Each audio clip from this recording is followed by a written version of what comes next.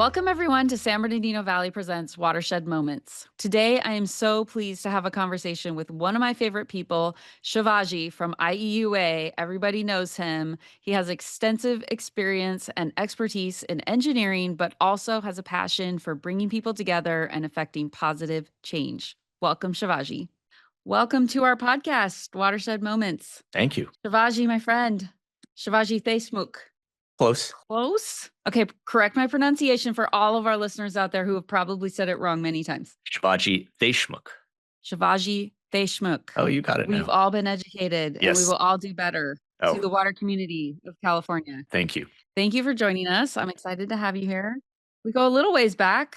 What, like 6 years now? We became general managers in the same year. You're about 7 or 8 months ahead of me, I think. Yep, It was like spring 2019, right? that's correct. April 2019. So I'm almost at 6.5 years now. How's it feel? It's good. This was kind of a dream job for me. I get to run an agency that handles wastewater, recycled water, groundwater. It's a member agency. So being part of a state contractor, we can work together that way.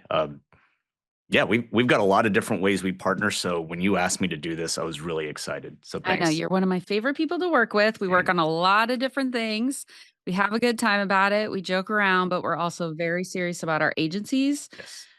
the performance of our agencies, the function of our agencies, the culture of our agencies. And we both have in common that we want to change the future of California water. Yes. So that gives us a lot to talk about. Yes. First off, though, everyone wants to know, where did you come from? I like to hear about people's journeys to the job.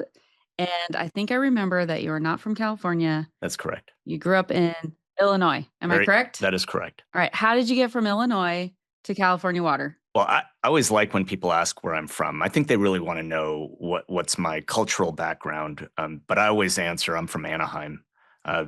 Then we delve into it a little more, and they find out that I was born and raised in Southern Illinois, so just outside St. Louis, Missouri. Which is probably kind of surprising to people, right? Very, very. My parents immigrated in the early 70s from India through the UK, and they ended up in the Midwest. They were the first Indian family in our town, and that's where I was born and raised. Is there a large Indian community in your hometown? No, we were the first there. After 10 years, my parents being from a very warm climate, were like, we're done with this. Let's go west. Good plan. Yeah. So funny enough, I remember my parents telling me, hey, we're going to move to Southern California. We're going to move to Anaheim. But when we landed in the city of Ontario. And outside of California, most people don't know that there's a city of Ontario here. So I really thought my parents had tricked me and we were moving to Canada. But lucky for me, we ended up in Anaheim.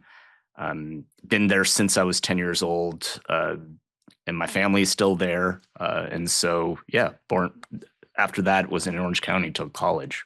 So you're about how old when you make this move to Southern California? 10 years old. And what did you think? We loved it.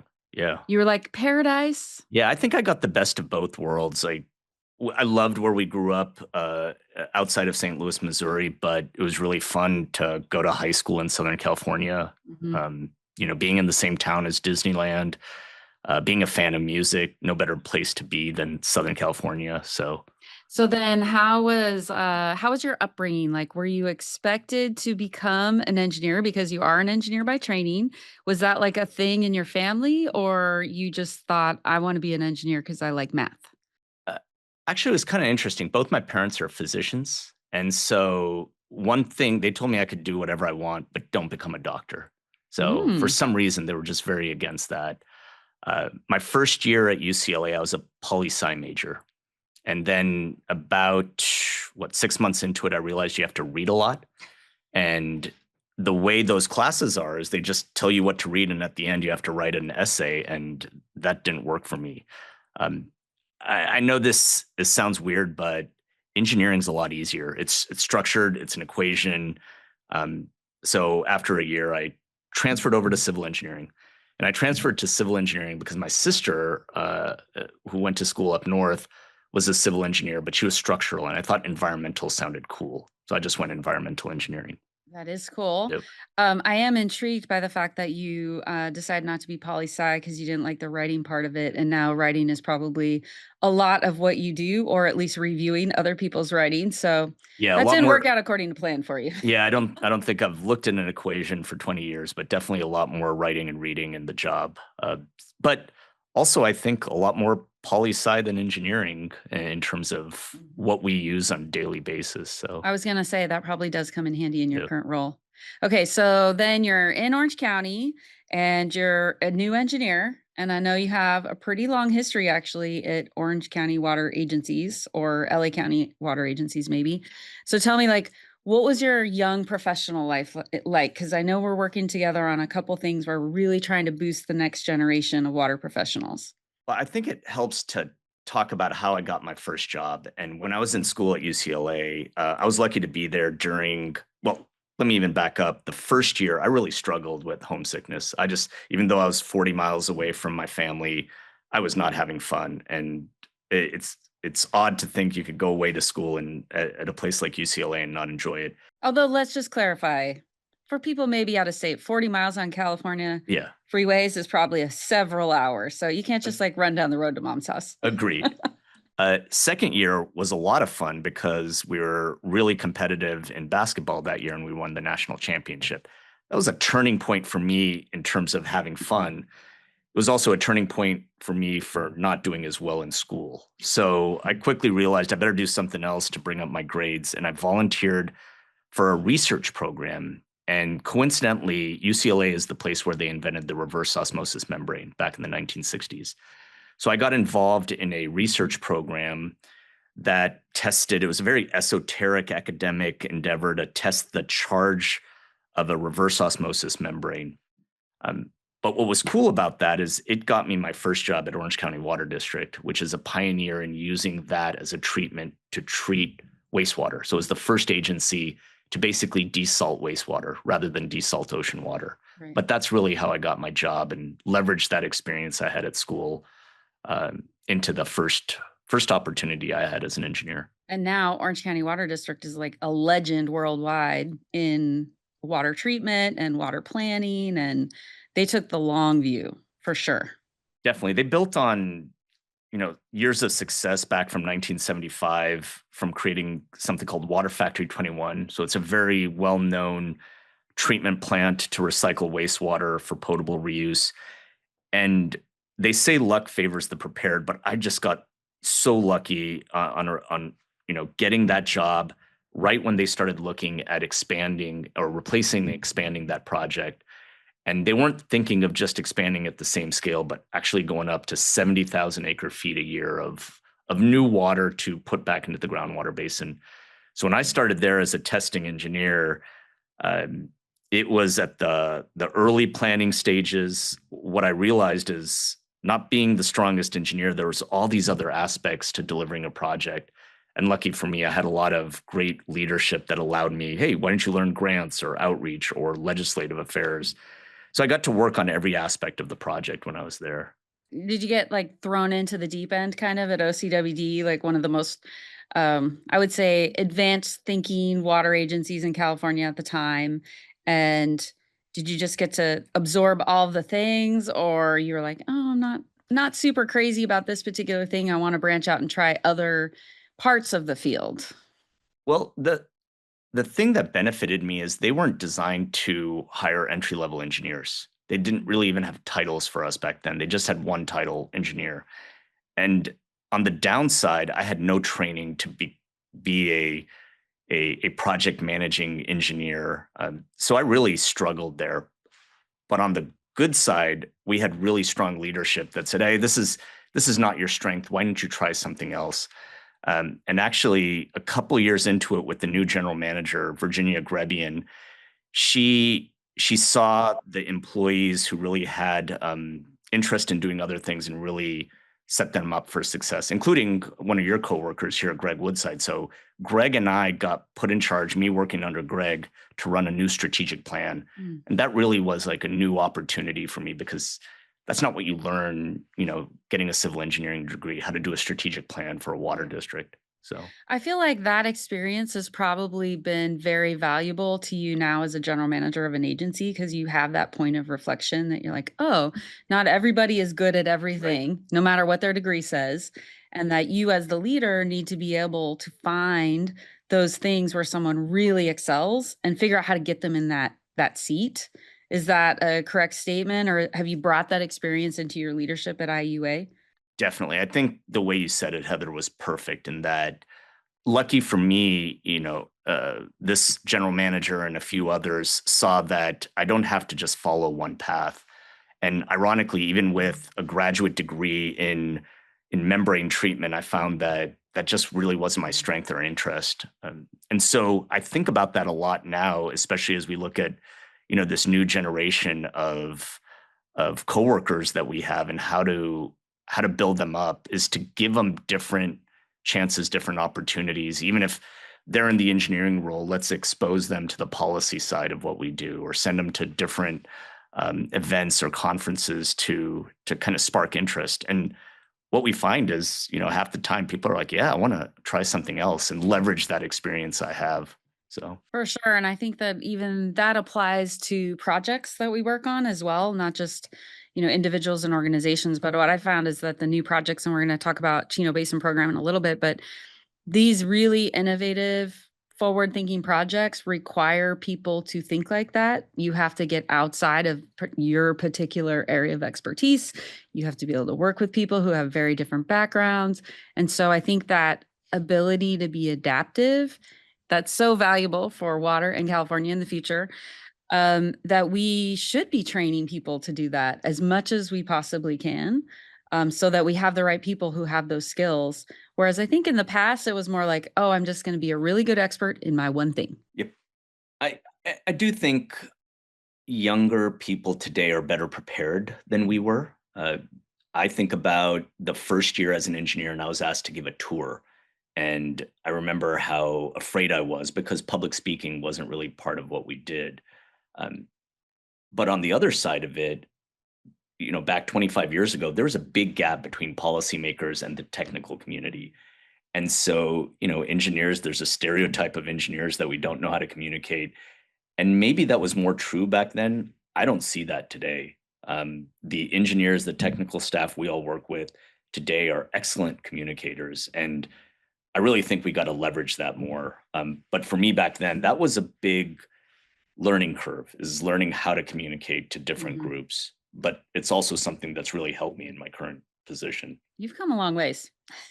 I would Yeah. say even the 6 or 7 years I've known you, like, you're much more outgoing and forthright in your opinions, and I just, like, I really admire not just what you say, but especially the way you say it, because you kind of fly under the radar a little bit most of a meeting, and then you're like, the thing that you're gonna say has big impact, which I find so valuable because 'cause I'm the opposite. I can't stop talking most of the time.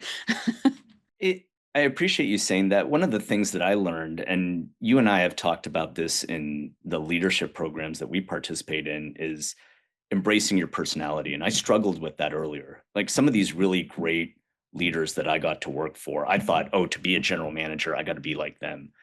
And I'd sometimes even try to mimic it big failure.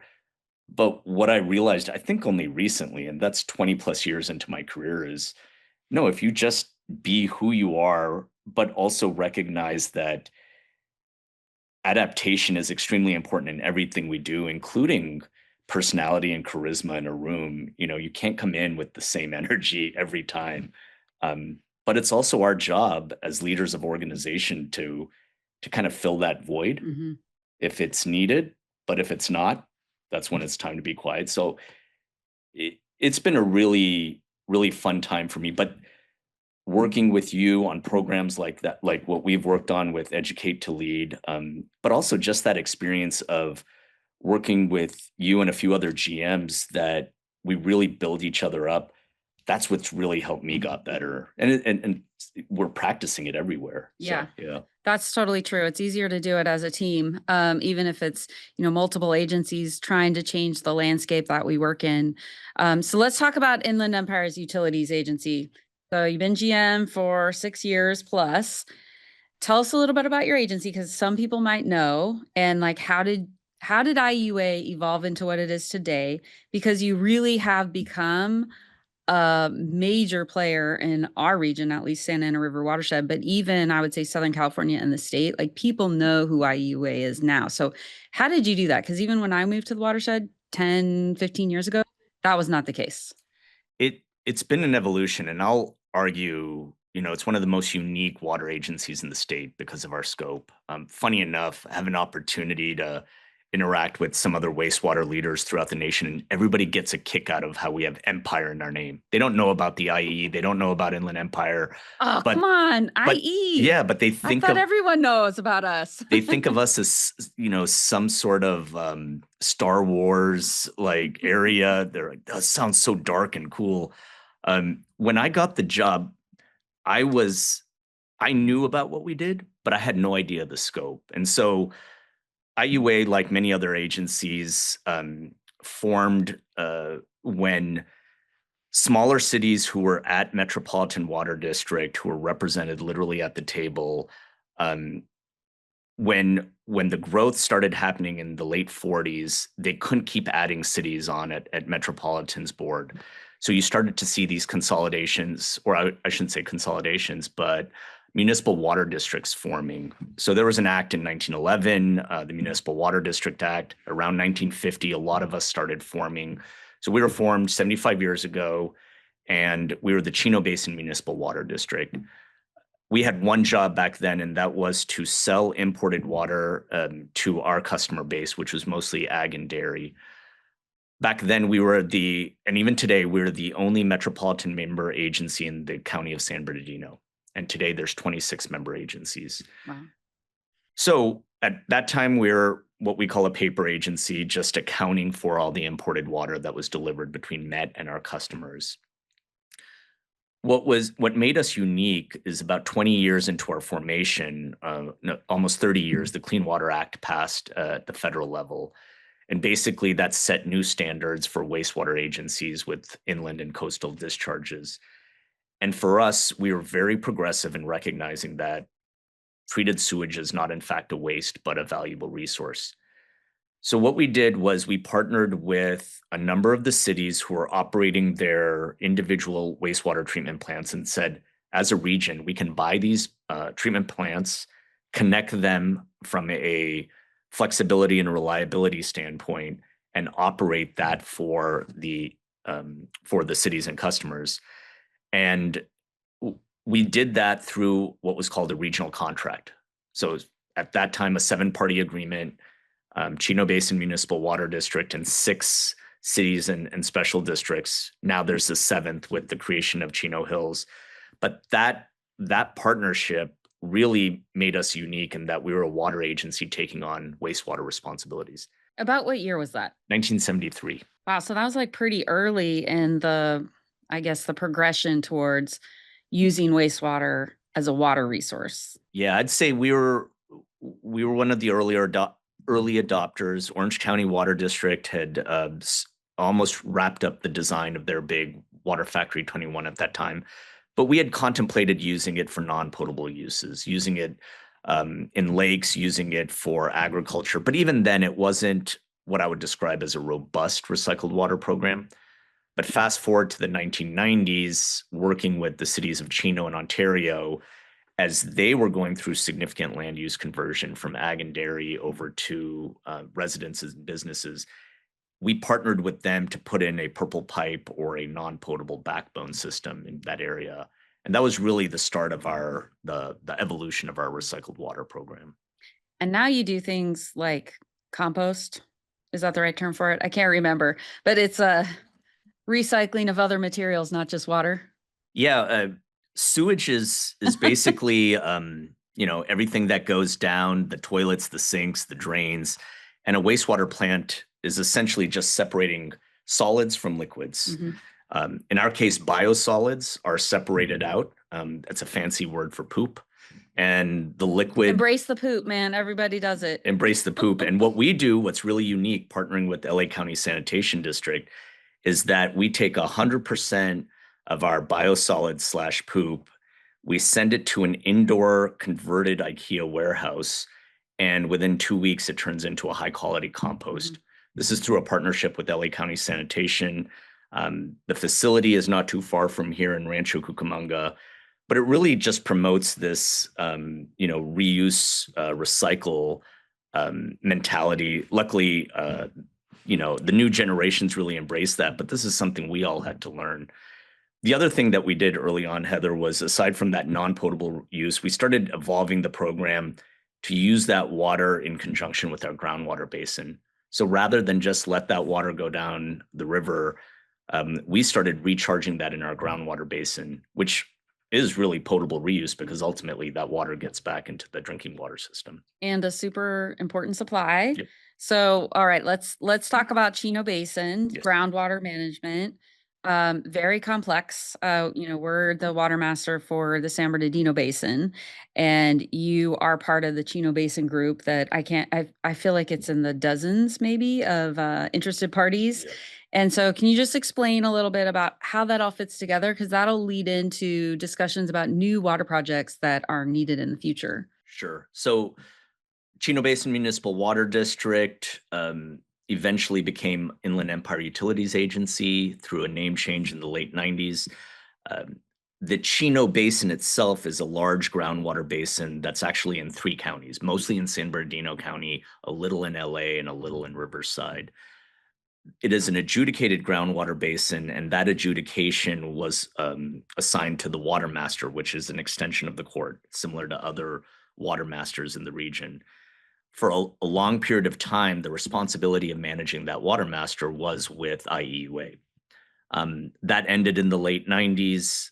Chino Basin Water Master was its own entity, uh, relatively small organization in staffing, but big in responsibility, basically keeping track of the adjudication and following the judgment. Which is really complicated too. You don't just have like a couple pumping parties, right? You have many, many pumping parties within It, the basin. it's extremely complicated. 3 major pools with non-agriculture, non-agriculture, and the appropriative pool, and within those pools, a significant number of water rights holders. Today, while we're not responsible for that adjudication, we essentially serve as the operator, the engineer, and the planner for this water master. So we're working with all of these parties to not only support that adjudication, but also support the projects and the operations of the recharge. Ultimately, our job is to support the storage, the retention, the management of this groundwater basin, but we don't really have an official role in executing the judgment. We do have a seat on the 9-member board. So IUA has had a longstanding seat there, and currently Director Eli serves on that board for us.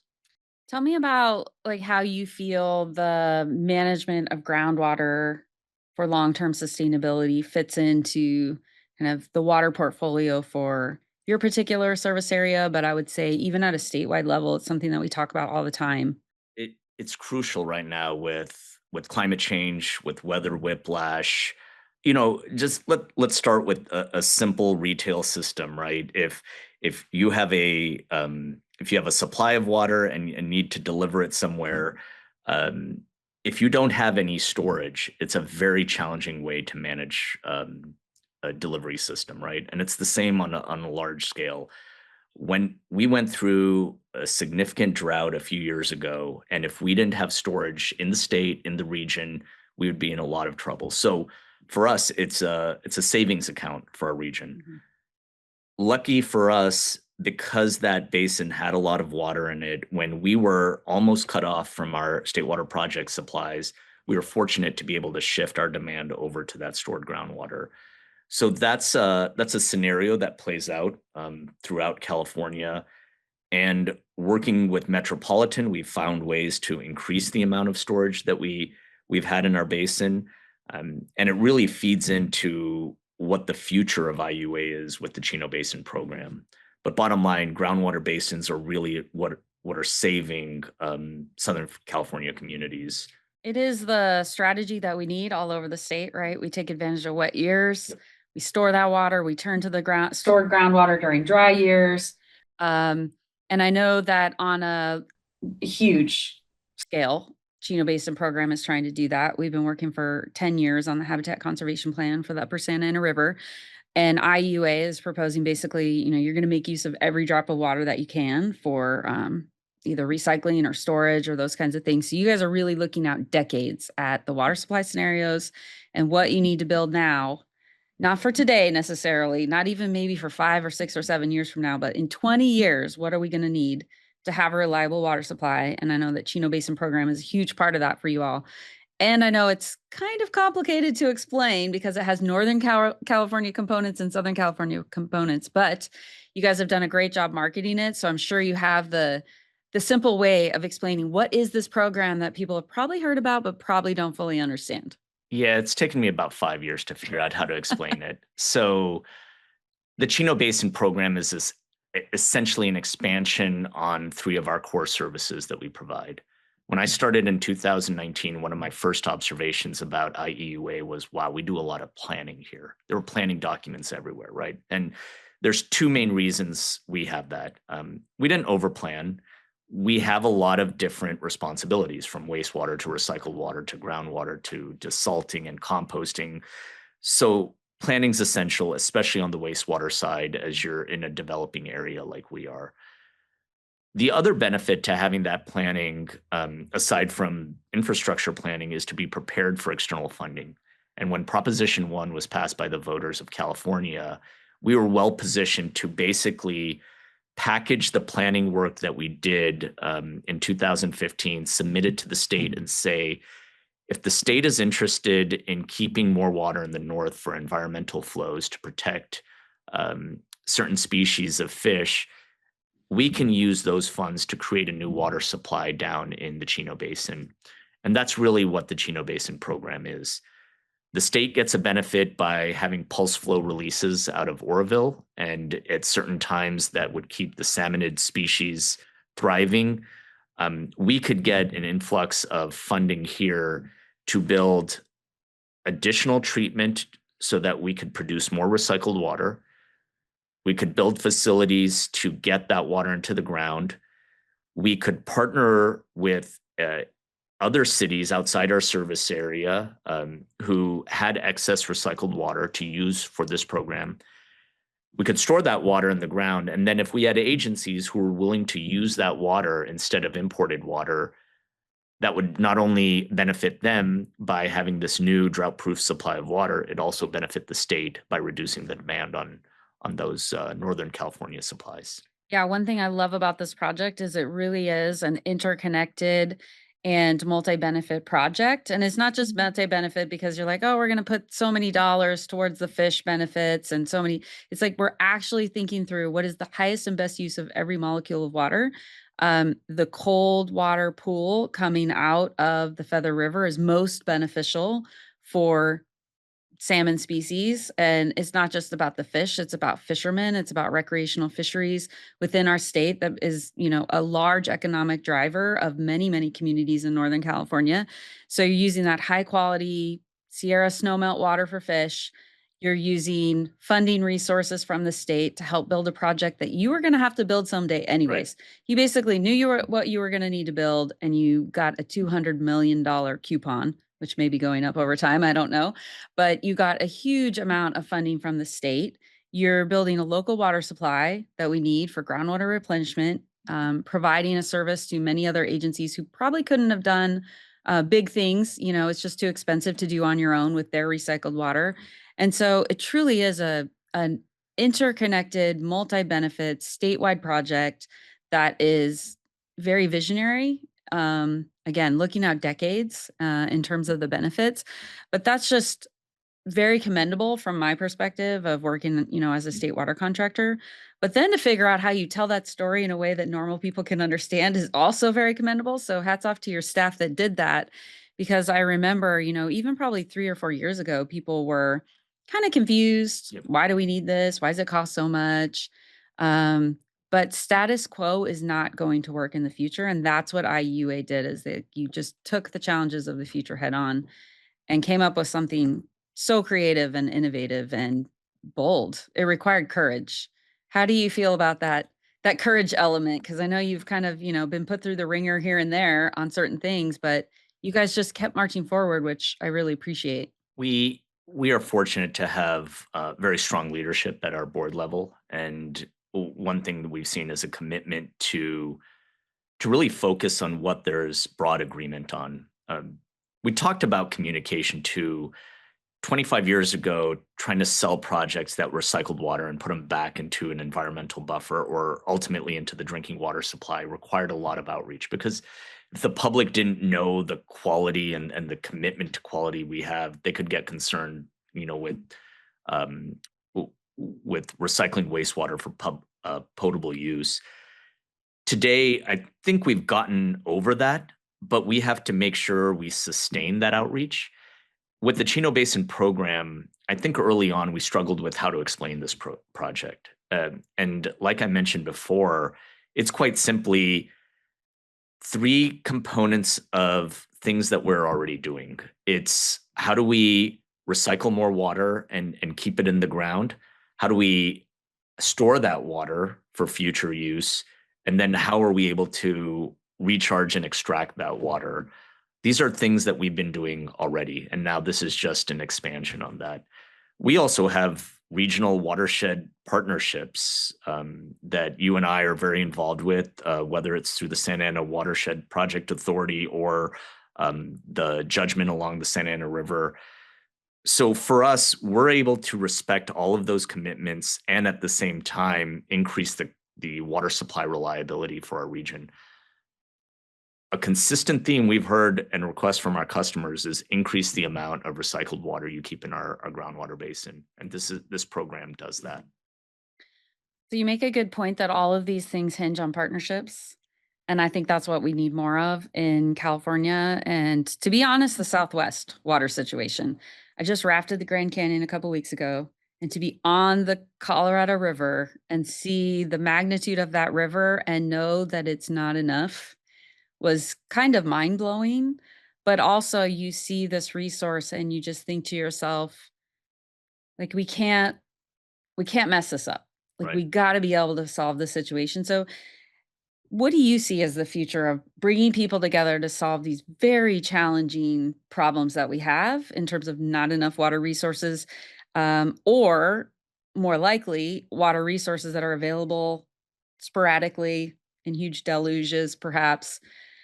How do you think we can make partnership be a stronger part of the solutions for the future? I've been lucky to be part of a number of partnerships that extend beyond the service area that I've been hired for. And always the secret to success has been finding that mutual benefit and then moving forward.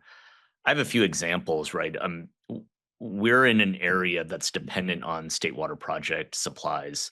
Um, in the case of metropolitan member agencies in the developing part of the service area in the Inland Empire, we rely on state water project that comes through Silverwood, comes down to Devil's Canyon. You all get some of that water. For us, we get that water as it flows west through the Rialto feeder. There's also a really big reservoir that's important to the Inland Empire's reliability, and that's Diamond Valley Lake. We're able to put East Branch supplies as a metropolitan community into DVL, but IEUA cannot access any of those supplies because of plumbing issues. And when we talk about plumbing issues at Metropolitan, we're not talking about, small scale piping changes. We're talking about massive infrastructure 12-foot investments. diameter pipes. Exactly.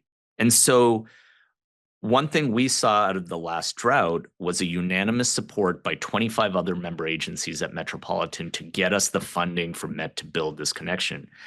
And I want to specifically call out our partners that we work with, Heather, you and me, with Joe at Eastern and Craig at Western Municipal Water District, where they strongly supported a project that would allow us access to DVL. It helped us with reliability, but overall, it just shifted reliability over from those agencies. That's the kind of partnership and thinking we need, which is let's not be constrained by political boundaries. Let's think about what's good for everybody.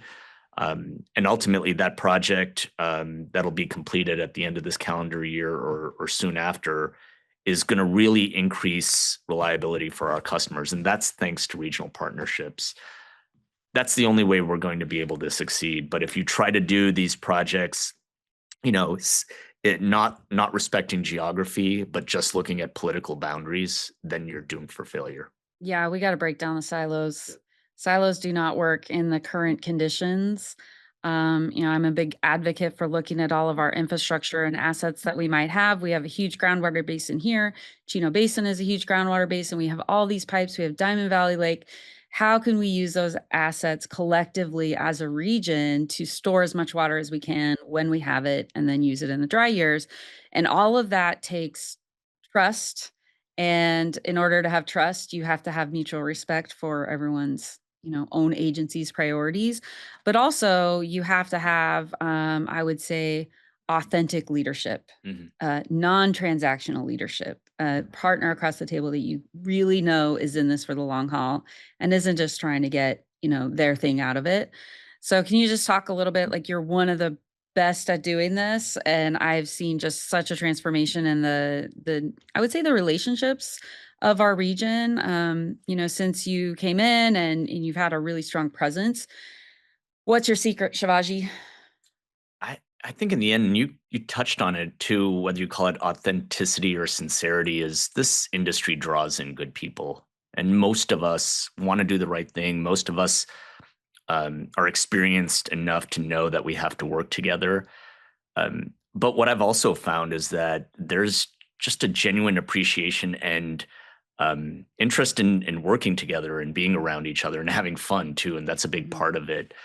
And for me, what I'm finding, whether it's the 26 member agencies at Metropolitan and the way we get along, or the way our four upper watershed agencies know how to coordinate, we're relatively aligned. And also on the issues that we don't agree with, we're extremely upfront and direct about what our issues are. And I think that just helps us get to a solution quicker. It's been a lot of fun. And internally, when it comes to leadership, to me, it's not that complicated. It's harder to articulate. And I've been learning a lot working with you on how to explain that, because if we're not out there talking about it, I don't think people are going to get inspired or changed.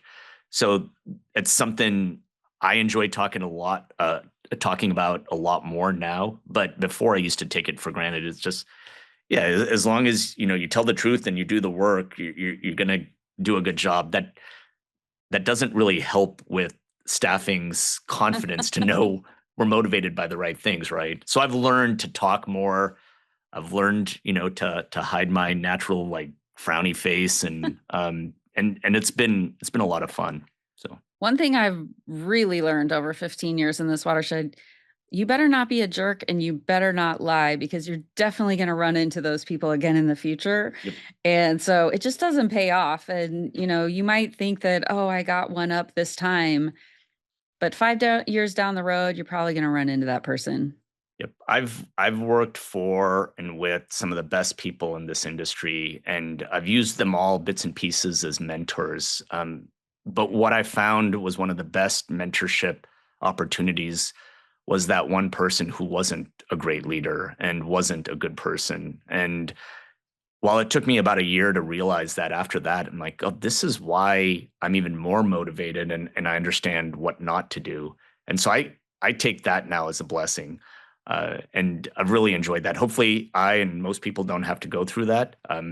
But I think it's an opportunity you don't want to miss out on. If it's there, just learn from it and figure out how to turn it around. Yeah, and that's one of the things that we're trying to pass on to the next generation of leaders through our participate in this Educate to Lead training program, which is for young water leaders. And I know that one of our sessions that we co-taught was around, really hard but important conversations as growth tools, because a lot of people don't share their bad experiences in a way that people can learn from. And so as a young professional, I think it's tremendously helpful to hear from people who have, made it to the top of their agency. This happened one time and this is what I learned. Here's some tips. Yeah. So, let's just talk about the people part of it, because we've nerded out on water California water for a while here. So let's talk about the people. What does it mean to you to have an opportunity to give back to the people within your organization? Because again, I just feel like there's been such an amazing, I would say a renewed sense of energy and excitement at IUA about the future. And that comes from the top, and that's based on people. So, what does it mean to you? And just kind of what is your philosophy on giving back to the next generation? I think it starts with what we all do. Every every career, every position is important, right? But I think our industry draws a unique set of traits of people who want to give back, who think about public health, who think about environmental protection, and public service is great, and even our partners on the private side, the regulators, every part of what we do. Um, 98% of us are just great people who we want to be around each other. For me, creating an environment that gets you excited to come to work, feel like you're giving back, and then you go home safely. It's a big deal. Not everybody gets this. A lot of my friends who are engineers, maybe not civil engineers, they are shocked how much I enjoy work, and then how, I tell them stories about how we'll have fun at a conference and there's like, oh, this overlap of the people in our industry and then in your personal life is really high. Mhm. Um, and so that makes it a lot easier. Um, there's so many different things that I've learned at IUA in terms of how to engage staff and make them feel um, part of part of this big machine of solving problems. And it started with some really simple things like how we work with the bargaining units, how we can engage their expertise in bringing their concerns, turning them around, and making them part of a training program. One of the favorite things we do is every 3 months we do what's called a new splash, and we welcome every new hire. In an agency of about 400 people, we have a lot of new staff coming in, and every 3 months we'll get every senior manager to welcome these folks for breakfast, and then they'll go off on a scavenger hunt to learn about the organization. But we make each one of those managers kind of tell a shortened version of what we're doing right here, which is their story, their Yeah. 1 minute story. And then after that, we all have this connection, and we know all the new people, and yeah, it just there's so many small things. You and I have talked a lot about these things you can do as an organization that get your team excited. So I don't even know where to start, but that's just one that comes to mind Mhm. right now. One thing that I've seen you guys do is celebrate promotions at your board meetings, which I That's really thought was fun. so awesome Yeah. for all parts of your organization, not just management, not just, people who work in the admin building, but the one I was there for, there was a couple operators who got promoted and I just like, was so proud for them. It was very exciting. Yeah, and what's cool now, Heather, is that people have started inviting their families. Yeah. So, and that was really special. And it's not just new employees too. We recently promoted our director of human resources to be our assistant general manager, and her parents were in the audience, and it was so cool. And um, our biggest challenge with that right now is that we want to share so much about these new staff that our board meetings are getting a little long. So it's a good problem to have, but we've been talking a lot about our staff, and it goes a long way. You and me get a lot of opportunity to get Yeah. FaceTime in front of an elected board. For some other staff, it's just that's not in their day-to-day work. So it's a really unique and cool opportunity that Mhm. you don't want to shortchange them on that. So What do you love about your job? the people, yeah, Mhm. they are. I think about this a lot, right? Just having more people being around, especially in person, when you see them, that's what gives me energy. Uh, and we have a lot of those, not only at IUA but in this industry. And so it's really the people, and it's fun to be around Mhm. people all trying to solve problems together. What do you think is the biggest driver of your motivation for success and like to take on new challenges? Because you've been doing this job, you've done a great thing, you transformed this agency, you're, working on this awesome project. What's your motivation to keep going or to transition or, take on new things? I think it's I know these are words, but I can unpack it a little, but it's pride and impact. Now having kids, almost teenagers, they got to tour the plant that I helped deliver as part of their elementary school curriculum, right? And to have them come back and say, "Oh, the old man built that plant."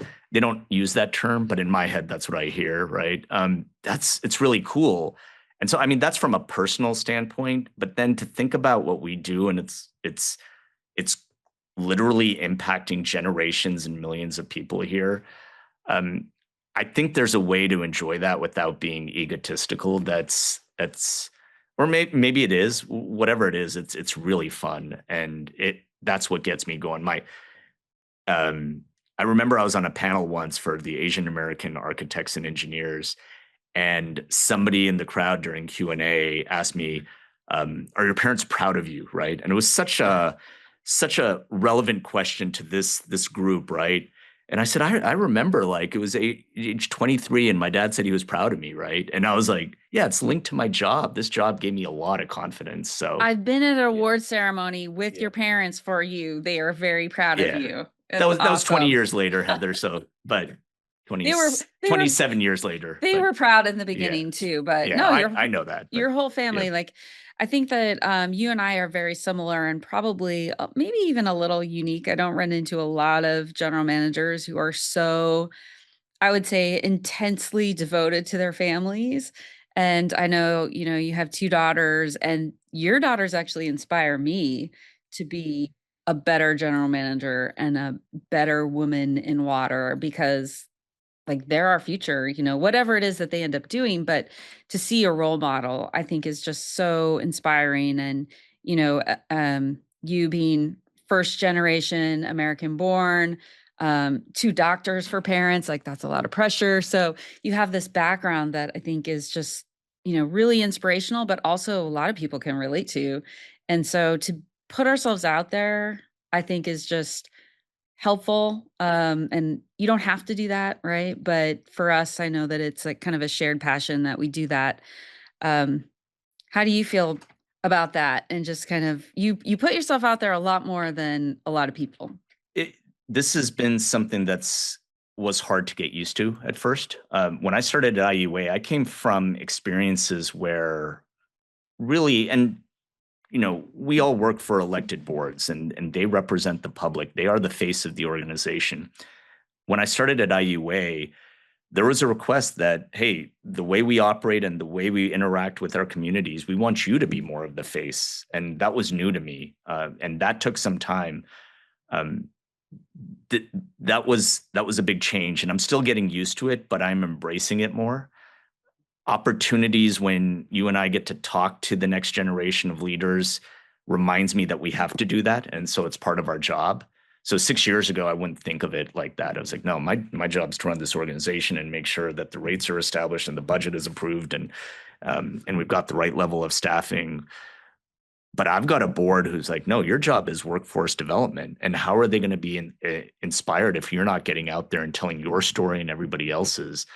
And so not everybody is lucky like us, but we've got great boards who are, and they're doing it for the right reasons. They're getting us out there to share our story. And so I'm enjoying it a lot more nowadays. Mhm. So And you're devoting your own personal time, like some of these teaching sessions that we did where you were on vacation one time and came in and you're mentoring people, in your free time and your personal time. And again, that's not a requirement of our job.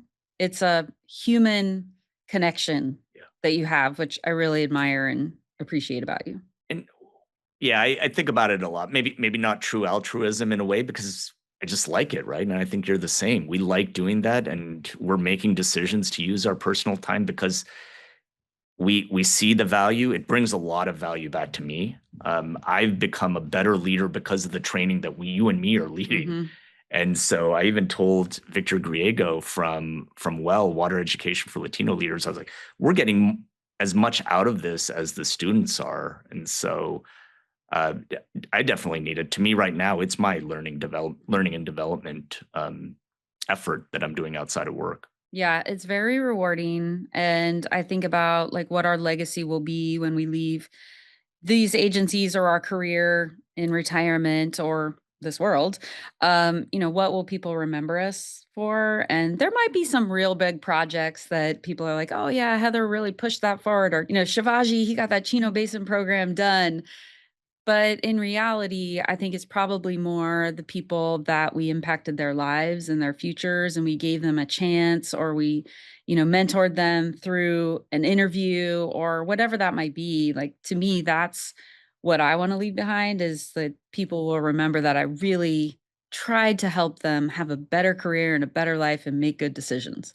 Yeah, I agree. And I think we remember those people who did it for us. I had an important meeting the other day and I brought out this, university portfolio that I would use for those meetings and I didn't have it. So I drove all the way back to work and I texted my advisor from 1997 and she was really happy to see. But yeah, you don't forget those people who have Yeah. helped um, guide you along the way. Well, maybe that was one of your moments in your life, but the title of this podcast is Watershed Moments, and it could be in your career or your personal life or whatever is meaningful to you, but just tell us, like, what is a watershed moment that really kind of meant something in your path of your life? I got to share one that's not really about me, but kind of it is because it reflects the culture we have at IUA and it's quite recent. We had an opportunity to give an update on safety to our board, and we put our safety officer and three of his staff up on a panel. And this is a department that's not typically up there. They talked about how we've evolved in our safety program, how we've made great strides, and our incident rate has decreased significantly. And we had a safety analyst who typically doesn't give board presentations, who just nailed it along with his safety officer. And I still think about it today because um, our board was very impressed. And what it reflects to me is how you can change a culture in an organization where we didn't have a human resources group that was consultative. They were transactional before. The employees were great, but their focus was off. We had a one person safety department, right? We have 400 people, right? And we need to make these commitments. And it's just one example of pride I felt that, hey, the organization that we've grown here in the last 6 years has produced people who are, just nailing presentations to the board and communicating the great progress. So that one really stands out for me. Getting to be the general manager of IEUA is a big deal. It's a dream job for me. So I'd say that is a very specific recent example, and getting the opportunity to serve this board and this agency, definitely a watershed moment. Yeah, I concur. It's an honor to lead these agencies for sure, and, it does give back more than I think that we give. It's hard sometimes, but the fulfillment is just amazing. And I will just tell you, one of my watershed moments is the moment that I heard from you that your daughters were inspired by my general manager photo in a colorful suit in front of a colorful blanket on the wall, and saw, potential for their futures there. I was, like, very touched by that, so very exciting. It's really cool now. My daughters who are 10 and 13, they view as the water boss. Like, what is yeah, Miss Heather is the water boss of the Inland Empire. And so they know the truth out here. You just don't think about those kinds of things, Yeah. though. When you're in this position, you're just thinking, "Oh, I'm just Yeah. doing my job. I'm just a regular person," but you don't realize how your presence or your, achievement can inspire others, Yeah. which I just think is that really is the greatest honor of this job, I think. So, I'm very appreciative to you for spending the time to talk to me about all of this, and I'm so excited to see where we all go from here, and it's just, like, such a joy to work with you and IUA and be part of your water community, so thank you so much, Thank you. Shivaji. Feelings mutual. Awesome. Thanks. Thanks. Thanks everyone for listening in to San Bernardino Valley Presents Watershed Moments. If you liked what you heard, be sure to like, subscribe, and share with a friend. And always remember that really hard does not equal impossible.